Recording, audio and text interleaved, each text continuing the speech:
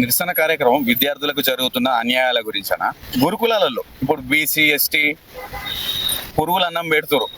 ఇంకా ఇంత నీచమనంటే మహిళా విద్యార్థులు ముందుకు వచ్చి ఏమని చెప్తున్నారంటే, శానిటరీ ప్యాడ్స్ యూజ్ చేసిన బకెట్ ఉంటుందా, వేస్ట్ చేసిన ఆ బకెట్ ని వంటకు వాడుతున్నారు.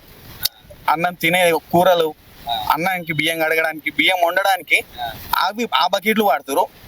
ఇంకా ఒక 2 రోజుల కింద మన మహబూబాద్ జిల్లాలో గురుకులాలలో పాములు ప్రవేశిస్తున్నాయి. పాములు ప్రవేశించడమే కాదు, పాముల కాటుకు గురై హాస్పిటల్ పాలవుతున్నారు. సచివాలయంలోకి వస్తున్నాయా పాములు? లేకపోతే సీఎం ఇంట్లోకి వస్తున్నాయా, మంత్రుల ఇంట్లోకి వస్తున్నాయా? ప్రజల ఇంట్లోకి ఎందుకు వస్తున్నాయి? ప్రజలు చదువుకునే స్కూల్లోకి ఎందుకు వస్తున్నాయి చెప్పండి. ఈ ప్రభుత్వం కేవలం వాళ్ళ కాంగ్రెస్ ప్రభుత్వం అనేది కేవలం వాళ్ళు మంత్రులు, ఎమ్మెల్యేలు, ముఖ్యమంత్రులు, వాళ్ళ పిల్లలు, వాళ్ళ భార్యల కోసమే తప్ప ప్రజల కోసం కాదు. ఇది ప్రజాపాలన కాదు, పనికిరాని పాలన ఇది.